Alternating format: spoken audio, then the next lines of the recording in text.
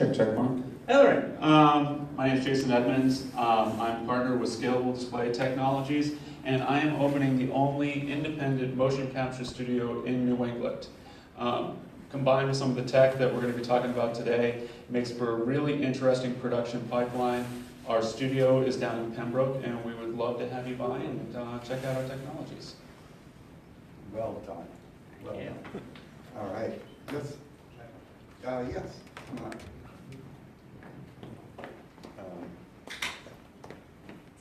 Hi, I'm Jed Rosenkrantz. Apologies for my voice. I'm coming over a cold, as you can hear. Slide didn't update, but that's okay. I'm working with the Reality Virtually Hackathon at MIT Media Lab. That's over Columbus Day weekend. Unfortunately, we're actually full with participants, but we still need volunteers. So if anyone's interested in volunteering, it's over Columbus Day weekend, which is October 7th through 10th at MIT Media Lab. We could use all the help possible, including if anyone is a photographer or videographer, that would be great. Also, we will have a public expo on Monday of Columbus Day where you could go and view what people created over at the hackathon. So you can sign up for the public expo on our website. It's realityvirtuallyhack.com. Again, realityvirtuallyhack.com. And if you're interested in volunteering, please come see me. Thank you. Or send us an email on the website. Hi, my name is Adam. Can I just speak like this? I'm with a brain-computer interface startup called Neurable. We enable brain control, and we're directing our efforts towards augmented and virtual reality. Think like using the Force. And if you know of a machine learning engineer that would like to join our team, or if you're interested in partnering with us and you do VR content, please speak with me. Go Blue. Very good. So we'll have a couple more announcements, but those have to do with scheduling things. I like to put those at the end. So without further ado, I give you Nathan. I'm actually going to normal talk because the room acoustics are really nice.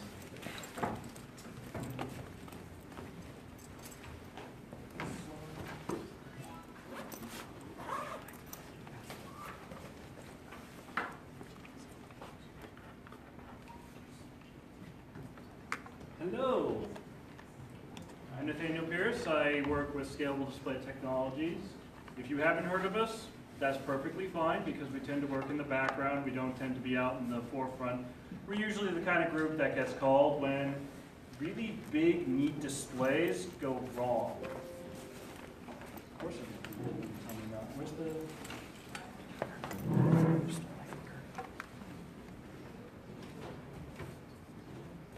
So who is Scalable and what have we done? Scalable is a small company based out of Cambridge, actually.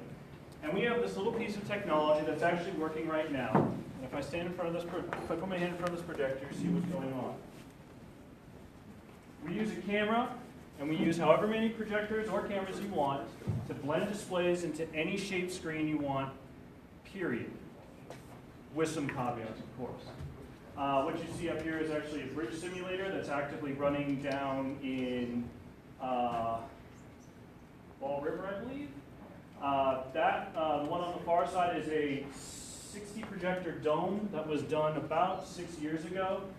This screen on the left is a huge tech display used for engineering, and that's down in O'Day, which is in just outside of Providence.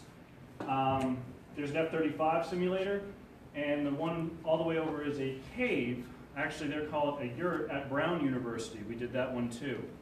The thing you need to understand about the piece of technology we're doing, the piece of engineering we're doing, is that in theory, it's really easy. You just have to line up the pixels, you have to line up the image, you have to make it look pretty. In reality, that's really hard.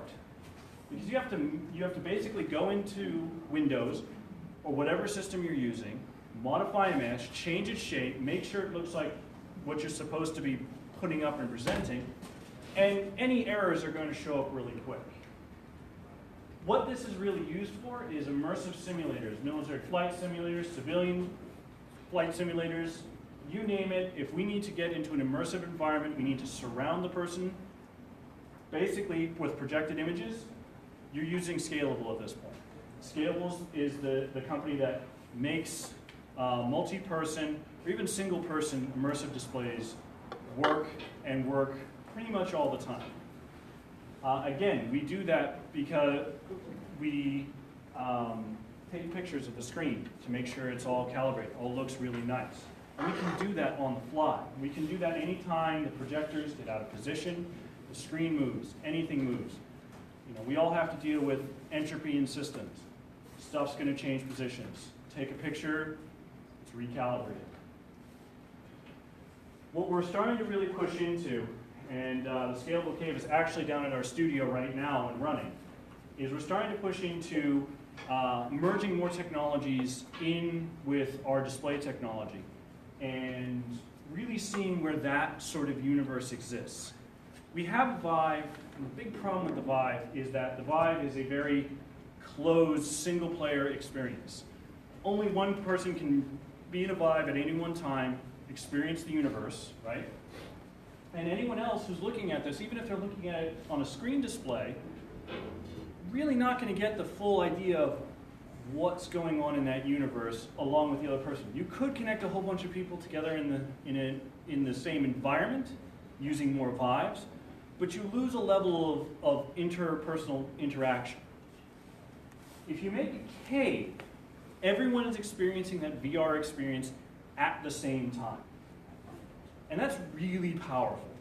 Even with a small cave, our cave in Pembroke is pretty small. It's only about 10 feet across. We can get 7 people in there. And the amount of reaction when we put 7 people in a cave together is light years different than someone putting on a Vive. You have the wow factor with the Vive, but you don't have the interactive wow factor that a cave can give. Now, the cave at Brown University had a lot of zeros after it to make it. The Scalable Cave doesn't have as many zeros. We don't know exactly how much it is, primarily because we haven't sat down and done the math, but it's significantly cheaper than the vast majority of the caves that exist right now. Granted, it is front projected. Granted, it is only 3 projectors where the Brown University is 60, okay? But the same level of immersive experience is available because Scalable gives any tool that you're using all the pieces it needs. The big thing that you got to realize when it comes to a cave is your perspective view, okay? If we were just to take a desktop and wrap it around you, that's an orthographic view. Most people understand orthographic and perspective. I'm going to go over it just so people understand. An orthographic view is everything is lined up in a perfectly straight line, okay? There's no deviation. If you were to stand on the stage here and look at an orthographic view, all the rows of chairs would line up perfectly straight, no matter where you look. In a perspective view, you're at a single point and everything is expanding from that singular point. With Scalable, we have built in the concept that we need to do that perspective view for simulators. So that means translating that information into even a square basic cave means we automatically get that nice perspective view. And, okay, why should we care? We care because when 2 screens come together and we project on them and we're doing an orthographic view, you will get the edges will look very strange. They won't look like nice gentle corners, they will look like perfectly squared off edges. And the bigger your view frusta, or the bigger the area that you're covering with each panel, the greater that exaggeration occurs. So perspective view is important. How do we go about doing this? What is the secret sauce to make this all happen? Well, in order to create a seamless display on any screen shape, we first have to cut out the screen.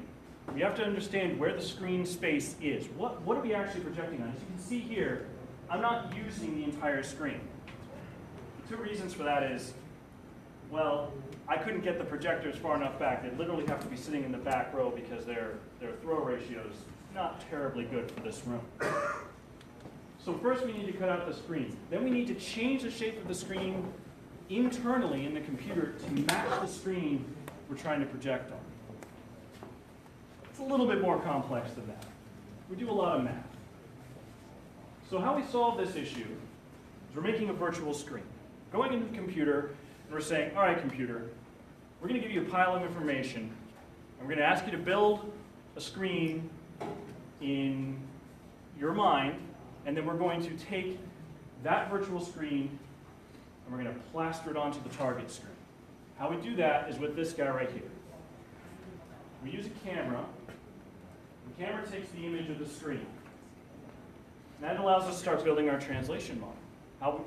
Where this guy sits and how the light from these projectors land on the screen that we're looking at allows us to start figuring out what the virtual screen needs to look like so that when the graphics card sends it out to the projectors and it lands on the screen, it all looks like one nice big display. By the way, when I say image generator, think graphics card in most cases. They're essentially the same thing. It really is that easy. The problem is that we need to know as much of the environment as we can. Any bit of information that is outside the model will ruin the model. So if we're ever so slightly, if on a very complex dome, we get the dome geometry wrong, image is going to look off because Scalable is going to be sitting there going, okay, got this weird shape, you're telling me it's a different shape, I'm looking at a different shape, I think it looks like this. That's where making sure you have all your dimensions and you understand what you're going for and what you're trying to achieve. When it puts it up on the screen, you'll be, okay, this makes sense, or okay, this is where I'm going wrong. Simplicity in the system guarantees success in any situation. So we have worked with entities where they are literally running, this is no exaggeration, one of those computers per projector, and it's it's only at 1080p, and they're running 3 graphics cards, 3 1080s through it. And then they have 10 of those computers running into 2 network computers running back to a single calibration computer, all trying to get things to run, and then everyone gets angry when one computer doesn't want to react the way it's supposed to. Keeping the architecture simple, keeping everything clean, that makes our lives easy. And when you're trying to make your own cave, if you ever want to, that makes your lives easy. We can run 16 projectors off of that PC, all warped, all blended together. As I said, it's a garbage in, garbage out system. If you hand scalable garbage, it will desperately try and make that garbage look pretty. There's some rules other rules you want to make sure. Don't aim, projectors are not light bulbs. Yes, their light is generated usually by a light bulb, but don't assume that you can just point a projector at the screen on this side and have any hope of making the pixels fall right, making them look correct, because all the pixels are going to be stretched out. You can't do anything with a stretched out pixel. All you can do is change its color. You want to have a good overlap. When I talk about overlap, most of the time you will see, if I stand in front again, you'll see how we're blending together. If someone put their hand over there, you'd see the same thing. You want to have the light from 2 projectors sitting over top of each other. Because what we're going to do is we're going to get into that blend zone, and we're going to take light from one, and we're going to slowly drop it off, and then we're going to take light from the other and slowly drop it off, so that in that blend zone, the light looks exactly the same. If you don't have enough blend zone, you're going to end up with a really jagged edge, and it's going to look, you're basically going to see, oh, there's a black bar right in the middle. And it'll stand out clear as day. If you put too much blend zoned in, you're essentially wasting half your image. So that's something you need to remember. Correct camera settings. I can't tell you how many times I've been on site and Scalable has told me that I don't know what I'm doing until I realize the camera is completely out of focus. That is an embarrassing thing that you come up with very creative explanations of why you forgot to focus your camera. I will show you the process. I'll do that at the end. I'll show you the process of how it goes through recalibration, which is essentially the same process. There's a spot pattern that's put up. The spot pattern If it's too blurry, the computer goes, I don't see any spots, so I'm not going to worry about that image, which of course screws up everything. Good projector settings. Earlier today, if people had been filtering in, they probably noticed that one of the projectors was turned up so bright it looked white no matter what color you put up on it. And Scalable promptly looked at that and said, no thank you. So make sure all your projectors are set the same way. Make sure you have the correct gamma setting. Make sure everything is nice and clean. Know the geometry of your surface. I cannot reinforce how many times I've gone on site. And if you want to use our software, go right ahead. But if you don't know the geometry of your screen, you're going to get really ugly results. And you're going to get really ugly results even if you used a manual Blendin calibration.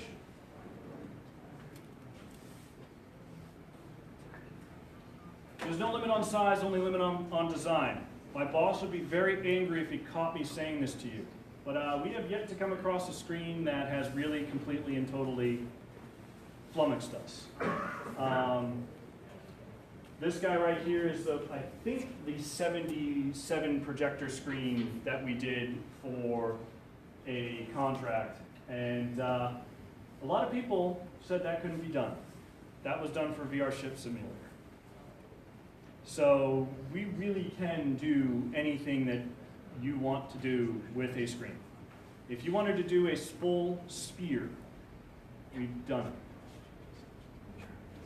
And there's nothing better when it comes to VR than a 75-foot diameter sphere running 4K projectors everywhere, and you're standing in the middle of it. Because your body has no choice but to accept the new reality it's sitting in. And that is a very relaxing event, because unlike the Vive, where your head feels a little heavy, and there's a lot of external stimuli telling you that there's still another reality going on, that experience was, oh, I'm in another world now. Okay, now what? Which is what VR needs to be. Now, 70-meter domes are a little expensive, I'll admit. But it gets you the idea of where you can go with our technology, with what we can provide you as an instantaneous, not instantaneous, but close to instantaneous solution to doing complex geometry screens, even simple geometry screens. This is a flat screen. I could paint the walls with projectors using Scalable, and I could make a perspective view.